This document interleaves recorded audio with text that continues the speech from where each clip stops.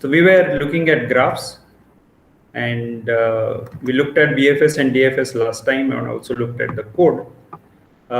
Let's look at one specific application of graph traversals, or the way we model graphs. So given a directed graph, right, which might have cycles and so on, strongly connected components, if we collapse the cycles, what does it mean? That whichever are the nodes in the cycle, if you convert them into a single node, if you convert them, kind of shrink the cycle into a single node, retaining the incoming and outgoing edges. So there will be some edges which are incoming to any one of the nodes. That edge is now going to come to this shrunk node. Any edge which is outgoing from any one of these cycle nodes are going to go out of this shrunk node, and any edges in between these these cycle are going to be removed, right? If you formulate this cycle collapsing, then essentially you are not going to have any cycle in the graph, and the graph is directed, and that leads to a directed acyclic graph, or the DAG. Why is it important? So as you must have noticed last time, the way we discussed, there are trees on one side, and then there is arbitrary cyclic graph on the other side, and DAGs come in between, where DAGs do not have cycles, but the DAGs do not have tree structure also. Every node has a single parent. That was at max one parent. That was our definition of trees. And DAGs might have a node which might have multiple parents, or multiple incoming neighbors, so to say. So once you have a DAG, when you don't have a cycle in the graph, it has certain properties, and that is what I wanted to highlight in this slide. So a DAG exhibits something called as a topological ordering. So there is an order in which you can go from different nodes to other nodes in the graph. We'll have to assume that the graph is connected. Otherwise, we'll have to apply this on each connected component of the graph.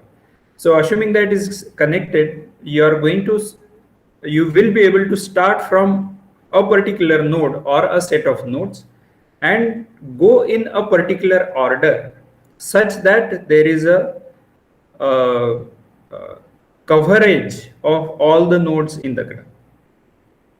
So like in case of a tree structure, we said that you can start from the root and then do a level order traversal, and you cover all the nodes. In a similar manner, in a DAG, you can start from a node or a set of nodes, and from there go in a particular order such that you cover all the nodes, and that order is called as a topological order. So that is also to say that when you have a node which does not have any incoming neighbors, a node which has no incoming neighbors, that will be your starting point, and there could be multiple such nodes. So you start from such a node which has no incoming neighbors. And why will that be possible? That is possible because there are no cycles. When there are cycles, all the nodes could be in a cycle, and then you don't have a starting point. May not have, or you may not have an ending point, right? So you start from a node, you go a few steps, and then there is a cycle, right? So there is no end to it. But if you collapse the cycles, then there is a start and then there is an end. So that is called as a topological ordering. So you start from nodes having 0 in degree. You mark those nodes as the first level of nodes that you are visiting, and then you go to their neighbors. So you remove these and you go to and repeat this process essentially. And eventually you are guaranteed to exhaust all the nodes for a connected DAG. So that is called as a topological ordering. So this can be very useful in case of problems which are many times time driven. So many simulations that you will do will be time based. So there is some original configuration, and then that leads to the next configuration. So that next configuration is another layer, and then another layer and another layer. So this is how you go in a time step manner, more on the fixed point computation, or until an error accumulates until that condition. So that forms some sort of a DAG, and there could be multiple initial conditions, and therefore you might have multiple possibilities, but you will never have an edge from a later node to an earlier node, because this time based. So all ancestors of a node essentially precede the node, right? So there is an ancestor-descendant relationship in a DAG, and that you are going to use to perform a topological ordering.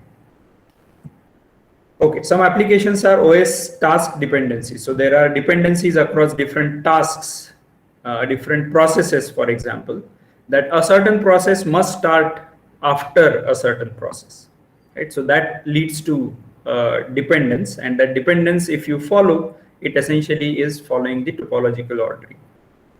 You have to have course prerequisites. Some course might have multiple prerequisites. Some course might feed into multiple courses as a prerequisite.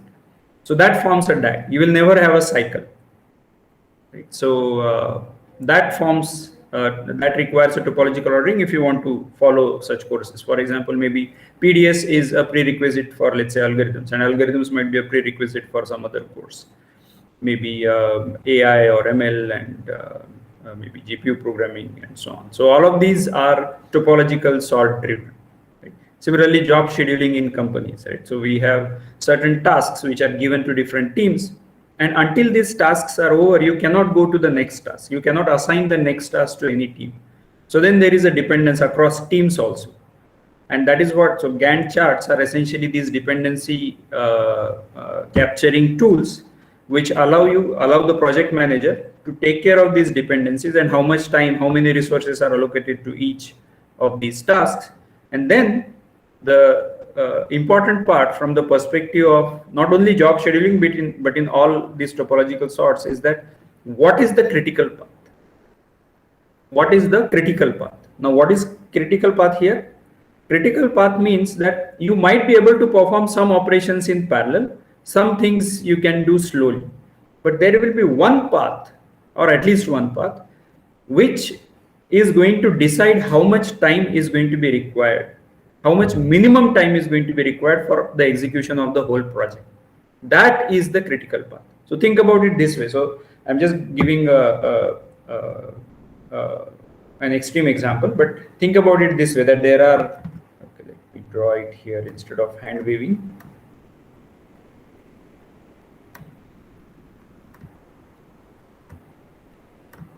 So let's say these tentacles that I'm drawing are essentially dependencies, right?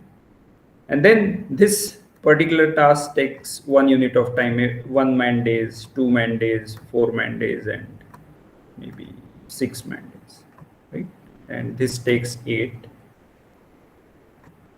And then this, maybe I'll probably draw something here also, and so on. So this, let's call it 9.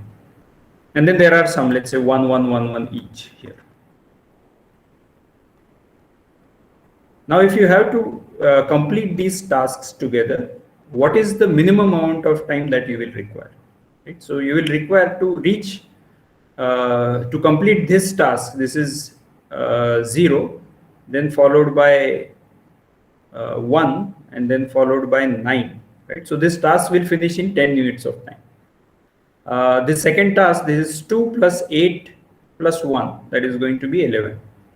So if the first task takes 10 units of time and the other task takes 11 units of time, that 10 units of time has a little bit of flexibility. Maybe it can start a unit later and still it will finish in time, right? So it's not very critical, but this 8 units of time task is going to form a critical path in this. But then there are more critical paths. For example, if you take the 6 units of time and then 8, that is going to be 14 plus 1, 15. So you are going to require 15 units of time to finish this last task. So that is going to become a crucial, sorry, I said minimum, right? Yeah. So minimum amount of time that is required to complete this project is going to be at least 15. And therefore the other tasks become non-critical. It's okay to allow a little more time to those projects, those sub-projects, or assign lesser manpower to those. The more manpower should be assigned to this last task, 6 plus 8 plus 1. So that kind of becomes evident when you draw it in a DAG-like manner, as well as the topological ordering gets done. Any questions so far?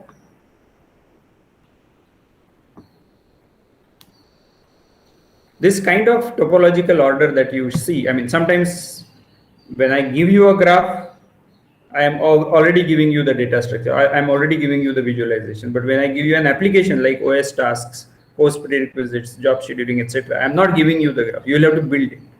So sometimes these graphs or networks need to be built. These are also called as Kahn's networks.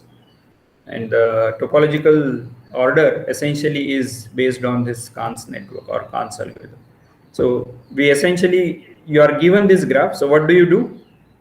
You identify the nodes which have zero indices, and those are going to be essentially the starting points. In this case, essentially this part, right? So these nodes are going to be the zero integrity nodes. I have not drawn it, but these are all directed edges. Okay. So once you have these, you push those into a queue, and then take out each of them and process its neighbors. So the first set of nodes forms the initial part. Let's say call them as level 0, and then the second, their neighbors are going to be level 1. By the way, you can have edges like this. You can have edges like this. And if you have edges like this, then this particular node cannot be the starting point because it has zero income. It has one incoming. Okay. So all of these are possible, just that you should not have cycles. So once you have removed these first set of nodes at level 0, you remove these nodes and push the neighbors into the queue. Right? Those neighbors which have all the incoming edges done. Right? So which means that all the incoming parents should be removed. Only those nodes should get processed in the next cycle, and so on. So you just follow this iteration, and it is guaranteed that in absence of cycles, you will always finish the connected component.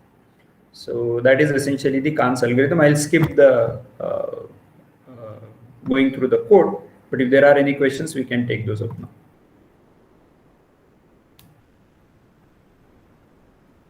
So there is one simple application of our graph traversals in the context of DAGs.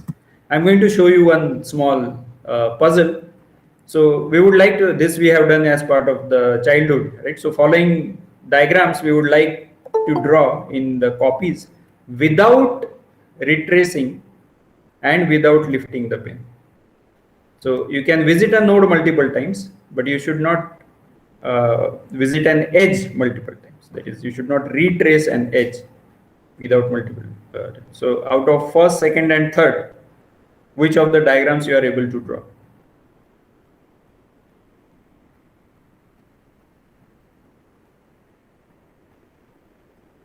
Okay, Aniruddha is able to model the third one without lifting the pen and without retracing. And he is not able to do the other two.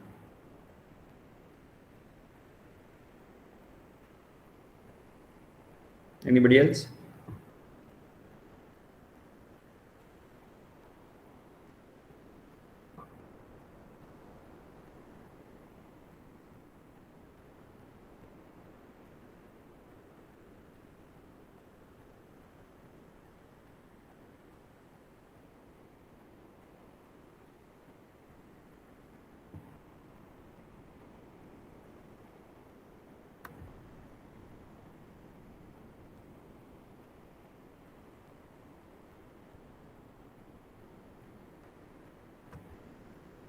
Okay, Siller is able to draw second one.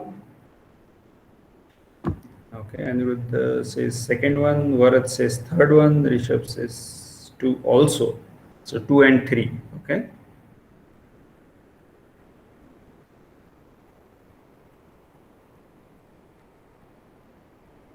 Okay, interesting. So let's understand, and like in the childhood, we must have done with trial and error method. We are going to now see a formulation where you will be able to, you don't have to draw. Yeah, Siller is saying second and third. You don't have to draw it, but you look at it and you will be able to figure out whether it is possible or not. Right? So that, yeah, so one constraint which I did not have was that whether you want to come back to the original point or not. Well, in some cases you might be able to, in some cases you will not be able to. Okay, so this particular problem is called as Euler 2.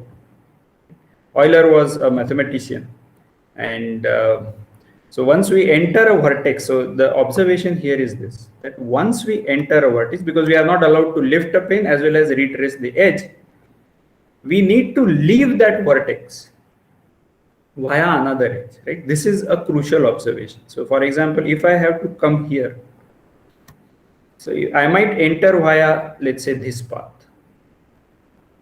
And if I enter this vertex, then I have to leave via some other path. Right? So this is what is given by retracing and without lifting the pen. Now, if that is the case, it gives you some sort of an indication that what should be the structure of this graph. The structure of this graph, essentially, originally this graph is undirected, but I'm talking about incoming, outgoing, because that is how we are going to trace it. And that indicates that if you have these three edges coming into picture here, then you cannot, I mean, you can possibly come into it like Abhimanyu, but you cannot leave it. And in contrast, if there is a way to come in, maybe there is a way to go out, and then somehow I am able to come in via some other path, I might be able to go out as well. Right? So this gives you an indication, and therefore, since this has degree 3, I might not be able to follow the, I mean, I'll get stuck like an Abhimanyu, which means that the first and the second diagrams, it's going to be difficult or impossible for you to follow this particular Euler 2. It doesn't have an Euler 2. Whereas the third one, this diagram, is going to have an Euler 2 possible, because all the nodes in the graph have even degree. All the nodes in the graph have even degree, and therefore this is going to be possible. Is this any questions on this one, on this formulation? I hope this logic is clear, that once you enter via one edge into a vertex, you must leave that vertex via another edge. Except for the last point, of course. So you can, if you do not have this particular constraint, you have to reach the original point, you might be able to support some more graphs which might not have even degree. But when you have this constraint, then you have to have that particular thing. For example, if you just have a line, right? So let me draw that. Then this has 1 degree, and you will be able to form an Euler 2 if you don't have this particular constraint. Okay? So that is possible. So, but you need to have only one such edge. But there could be multiple in this context. Okay. So I hope that point is come across. So let's. Interestingly, not only that having even degree is sufficient.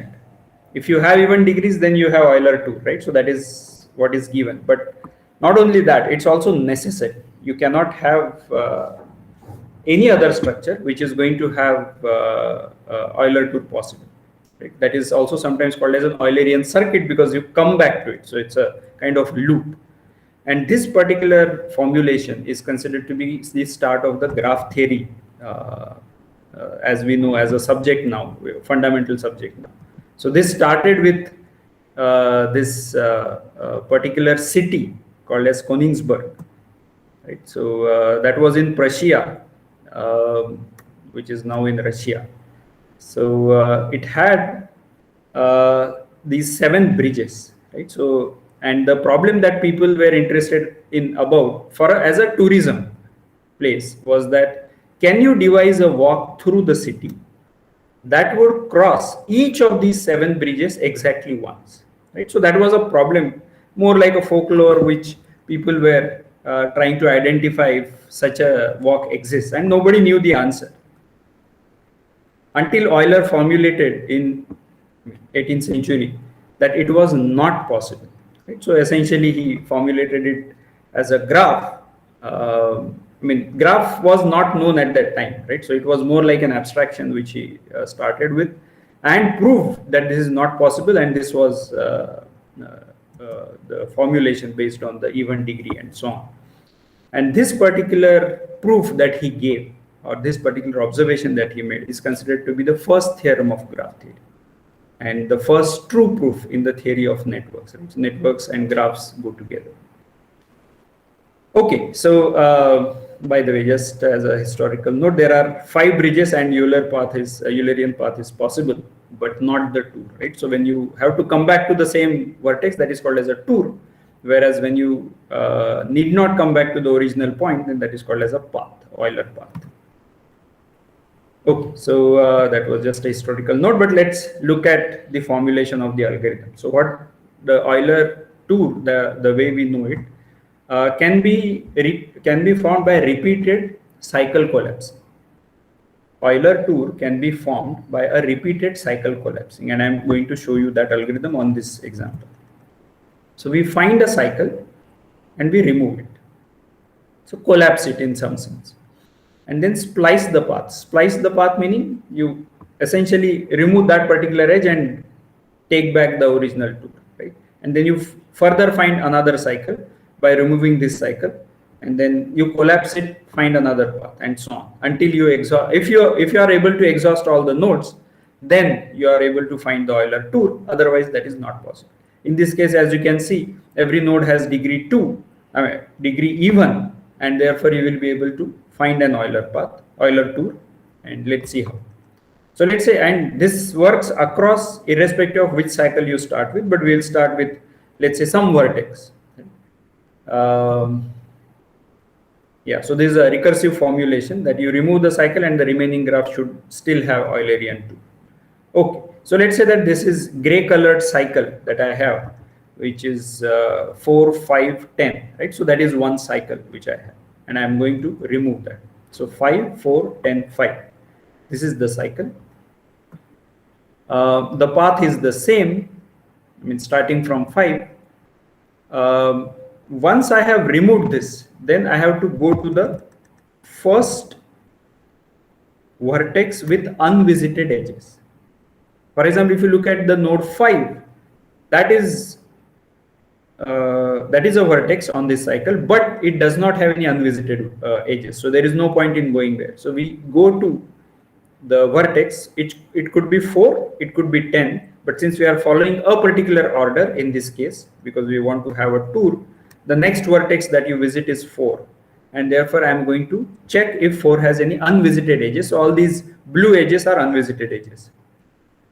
So yes, 4 has unvisited edges. So let me start another cycle from 4, and let's say this time I decide to have a slightly longer cycle. So 4, 1, 3, right? So 4, 1, 3, 7, then 4, right?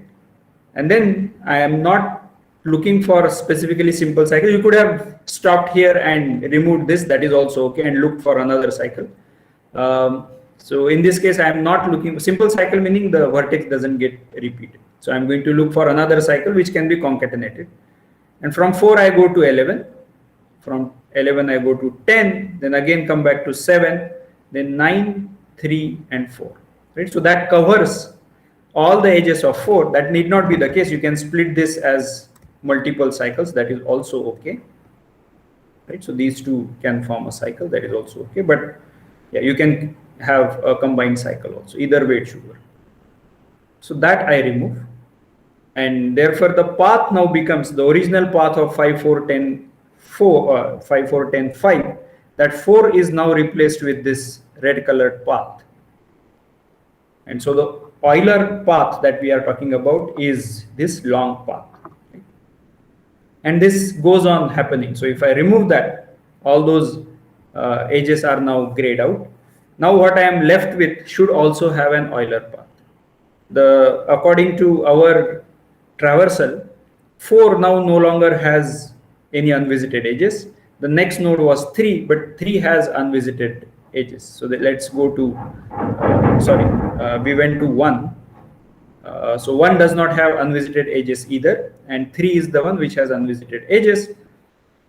So let's go to 3 and find a cycle corresponding to that. So let's say that I am interested in 3, 2, 8, 9, and then 60, this simple cycle, and that creates the longer path. So this is called as splicing the path. And so original path was this one. Now that 3 is going to get replaced with this path, Euler path, and that is going to give you the longer path, and so on. And finally, I get the path as this one, and this is possible, right? So you are able to reach a stage where you are able to exhaust all the edges and the nodes, and therefore an Euler tour is possible. And this repeated application can be done in time equal to the number of vertices and number of edges, because I visit every edge exactly once. Okay. Any questions on this one?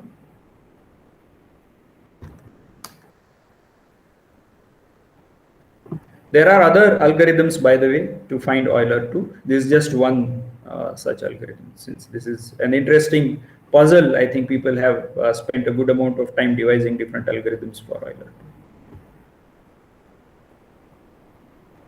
But all of these algorithms essentially require some sort of a traversal of the original graph, and therefore their complexity usually remains E plus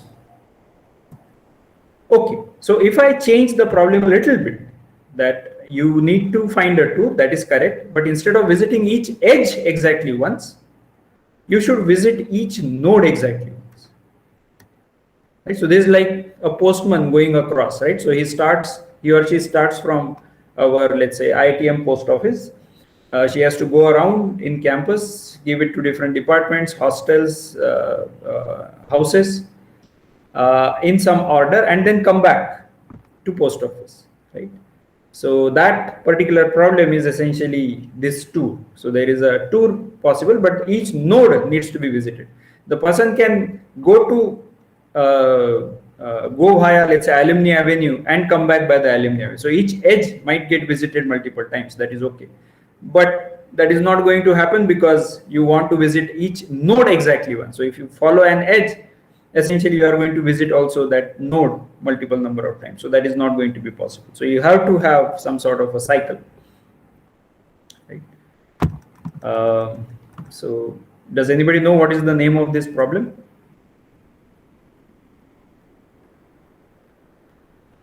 So this is a very simple twist to the from edge base to node base, and you will be surprised to know that the complexities differ considerably across these two. The Euler circuit problem was linear time solvable, whereas this problem is going to be hard. Hard meaning we don't know anything better than an exponential time algorithm. Checking if the graph is connected. Yeah, in case of connected graph, it is all right to visit nodes multiple times. Of course, we don't, but that doesn't mean that there is a kind of a cycle.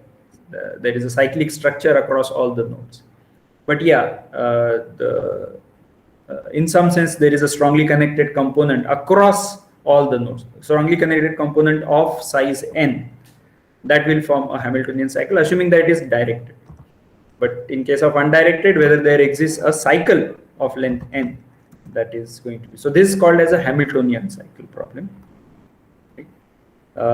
Yeah, when the problem is hard, essentially it means that we don't know any polynomial time solvable algorithm corresponding to this. And it is believed until p equal to np that it is believed that there is no polynomial time algorithm for this particular problem. In the worst case, it requires exponential time. Exponential in terms of the size of the graph, in terms of number of nodes, number of edges, etc. All right, so I'm going to give you some small set of practice problems. So the first problem is given an unweighted graph and two vertices u, v. There could be multiple paths between u and v. What is the shortest distance between the two? Right. So you have to find multiple such paths, or you may not find multiple such paths, but there could be multiple such paths. I'm not talking about multiple edges between u and v. I'm talking about multiple. There could be only one edge or zero edges between u and v, but there could be large number of different paths, right? So from, let's say, Chennai campus to airport, there could be multiple such paths, or to our railway station. But what is the shortest distance between them, right? So this becomes an algorithm style question. And there are algorithms corresponding to this, Dijestra's algorithm, Bellman-Ford algorithm, etc. I have also mentioned something more here, that the graph is unweighted. And as soon as the graph is unweighted, what is the shortest distance between them? Or how do you find it out?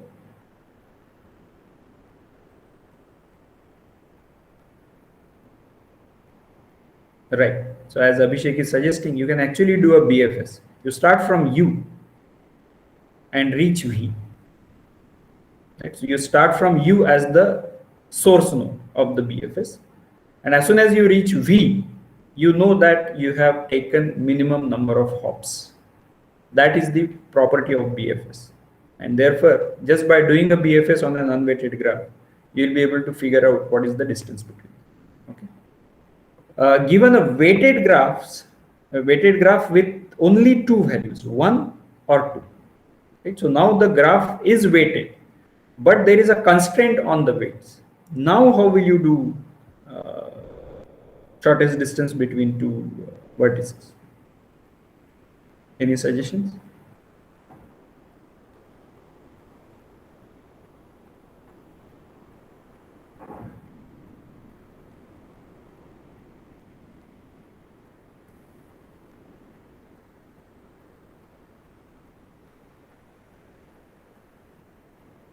Okay.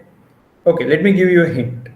This is a more like a trick question rather than a very algorithm style question.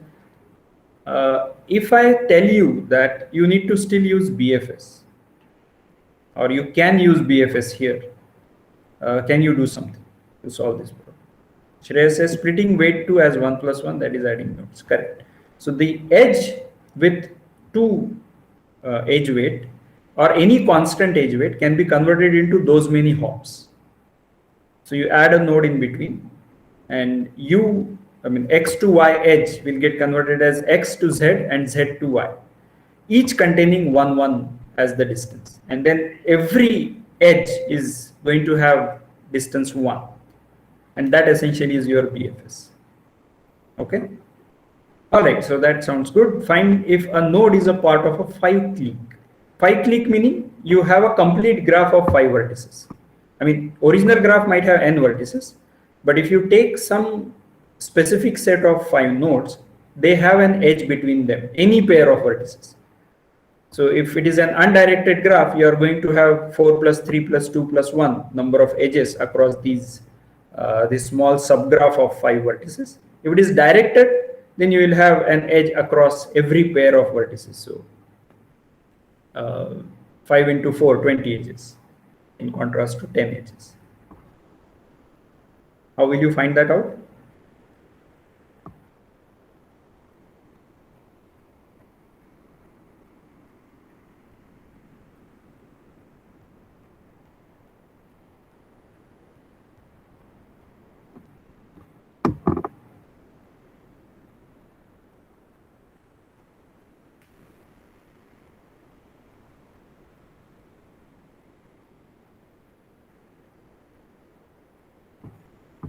Okay, so maybe an easier listing neighbors. Yes, that is correct, but something more is required. So maybe the next problem might turn out to be relatively easier. So you want to just check if there is a 5 cycle or not, which is a simpler problem than a 5-clique. So whenever I'll wait for a few more seconds in case somebody has a suggestion on how do you find a 5 cycle. 5 cycle meaning cycle of length 5. A, B, C, D, E should be in a loop.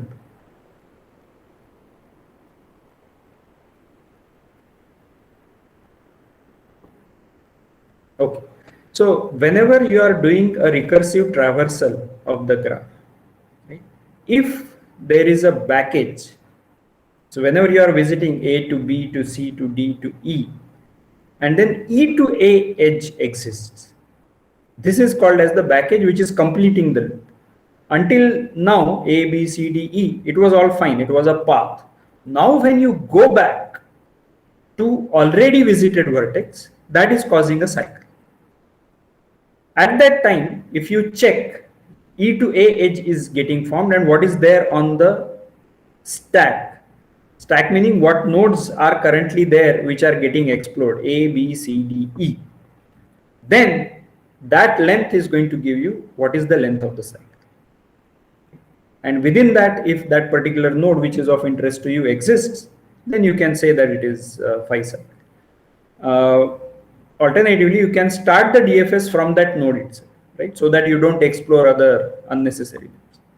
Now, given this cycle forming, phi cycle forming algorithm, can you extend it for phi clique? Think about it. I think it will be interesting. Okay, so find an edge deleting which partitions the graph into two disconnected subgraphs if it exists. So like in the topological sort I showed that there were some incoming edges and then there was one edge and then there were some other tentacles, right?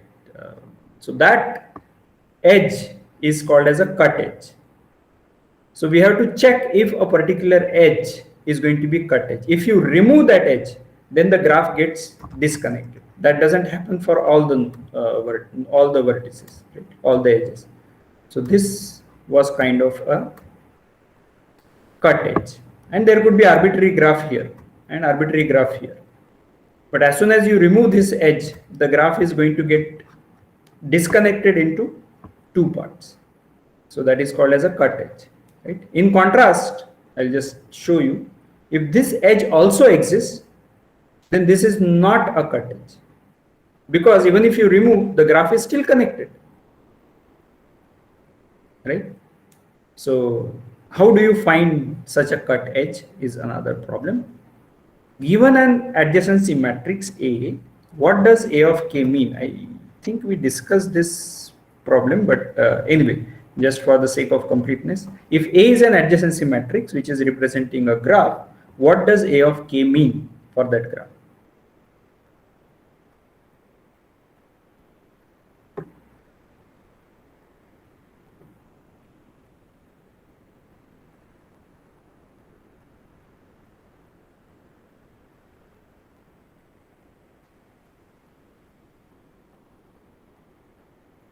Abhishek says distance of k units. That's right. Between nodes, yeah. K length path. Sailor says where we end up from each node after traveling k units, right? So as Abhishek, Anirudh, and Sailor have suggested, that there is going to be k hop distances. So what nodes you can visit from every node in k hops? That is what A of k is going to give you. If you modify, then you can also convert it into what all nodes you can visit in less than equal to k hops, right? So that is what A of k means. And using this, you can actually perform a BFS. You take the adjacency matrix and you do 2 hops, then 3 hops, then 4 hops, and so on. You go on doing that until how many multiplications, matrix multiplications will be required in the worst case to complete BFS.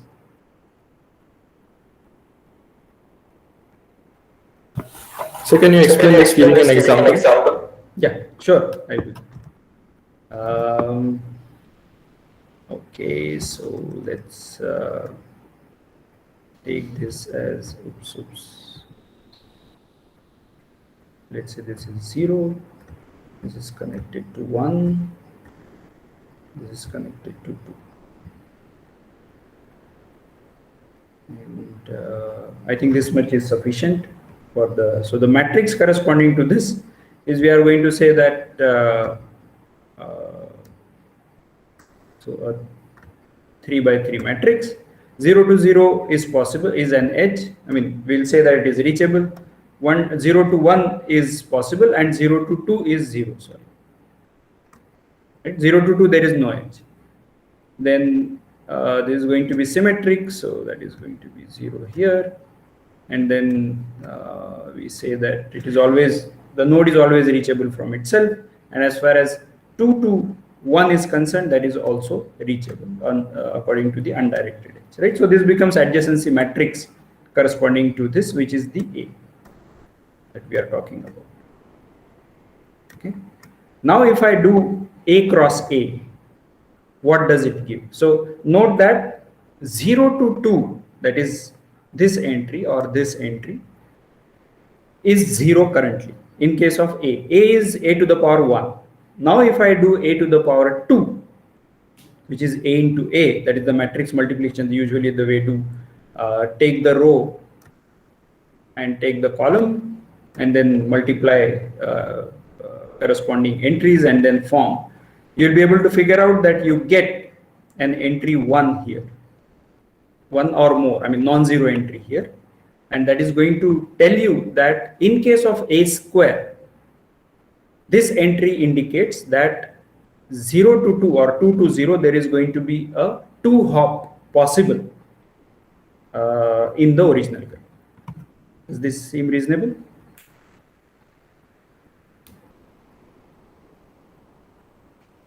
Okay, sure. Siller says order E or order V. I hope this is for a to the power.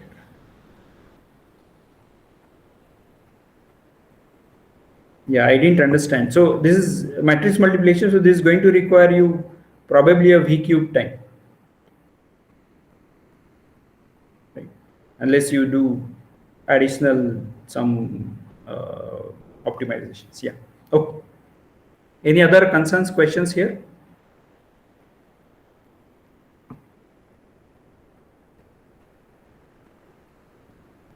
Okay.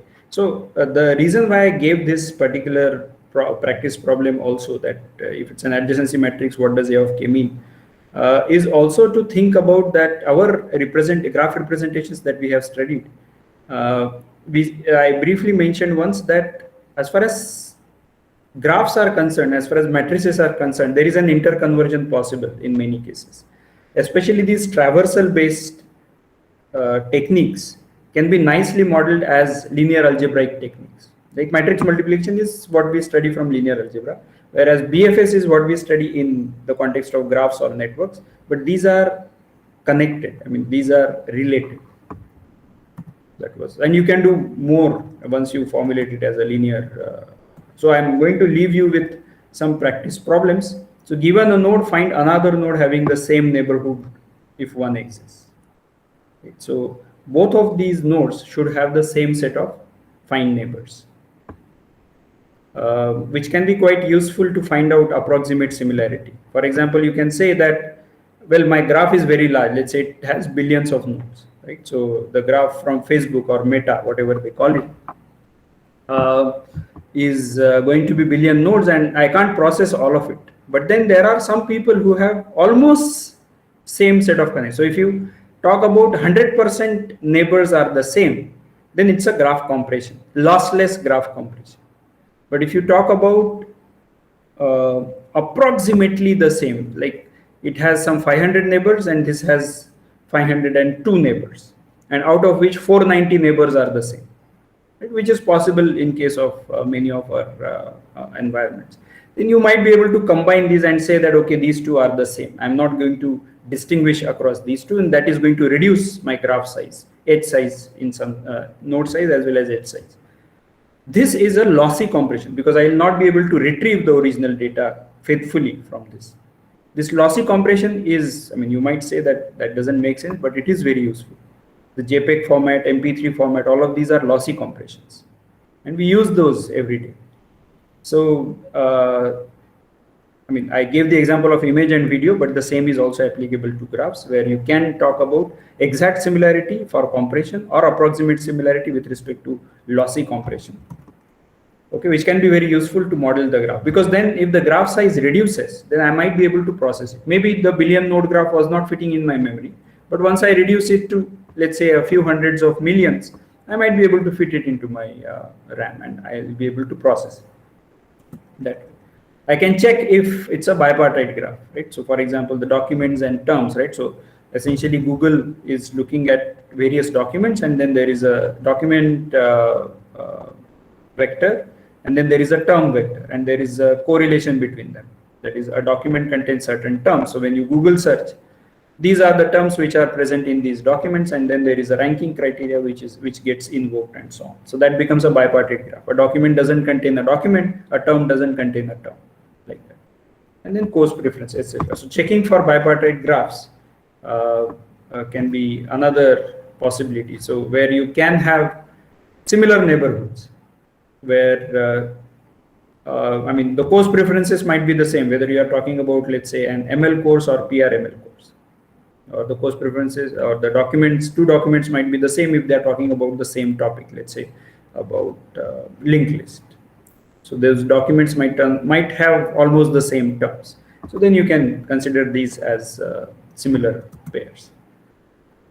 Checking if a graph is uniform or not. So these problems that I'm listing now compared to the problems that I showed, practice questions that I showed on the previous slide, those were more standard questions. These ones that I'm talking about are more application driven, which you might encounter in some of your projects or in some interesting assignment. So checking if a graph is uniform or skewed. What does that mean? That means whether the degree distribution is uniform or not.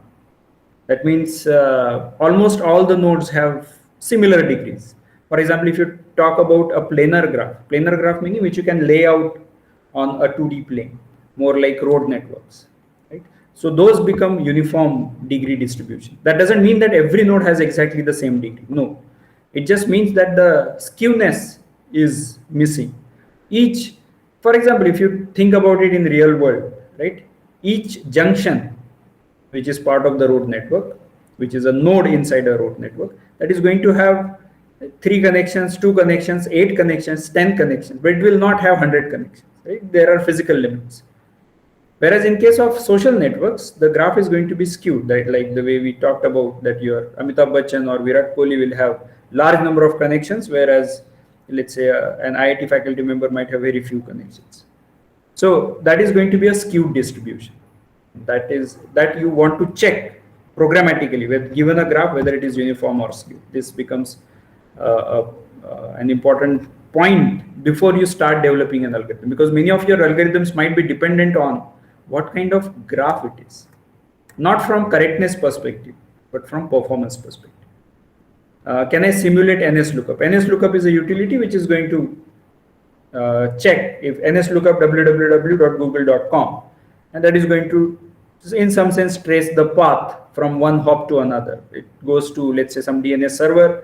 From there, it goes to next DNS server or router, and from there, finally, if some router has the information, it returns it the IP address of that particular www.google.com or multiple IP addresses, or otherwise it goes to the next hop and so on. So can you simulate this network traffic in some way? And then coloring. Coloring also comes in 2 forms, but the node coloring is the more, vertex coloring is the more often used, where if 2 nodes in a graph are connected by an edge, they should get a different color. That is the only requirement. Given a graph, if 2 nodes are connected via an edge, not a path, via an edge, direct edge, then the 2 nodes should have a different color. If you have to follow this constraint, how do you color the graph? And I should warn you that this problem is hard in general, but for some special classes of graphs, when there are constraints on how the graph could be, then it is possible to be colored in polynomial time. Anybody knows how many colors are required if you have to draw, if you have to color our world map?